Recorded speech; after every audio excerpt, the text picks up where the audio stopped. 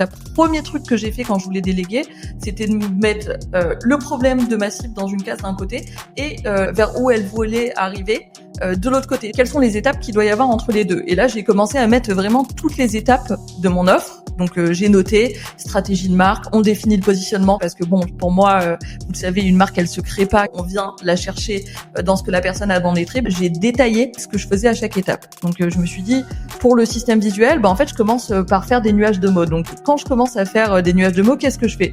En général, je vais aller chercher dans le dictionnaire des synonymes, je vais aller chercher sur ChatGPT et en fait toutes ces grandes étapes, je les ai décomposées jusqu'à avoir des tâches hyper précises. Quand j'ai fini de faire tout ça, je suis repassée devant et je me suis dit ça je peux le déléguer, ça je peux pas le déléguer. Et après j'ai cherché quelqu'un qui fitait avec ma vision. Et quand j'ai fait ces fameux entretiens de recrutement, et j'allais toujours donner les attributs. On est là pour faire du bold, on est là pour faire de l'intemporel, on est là pour faire de l'intense. Ça nous intéresse pas les tendances, on en a rien à foutre. Je donnais mes attributs de marque. Quand je voyais que ça vibrait et que ça fitait en face et que en plus j'avais un retour de ça dans le portfolio, là ça m'intéressait.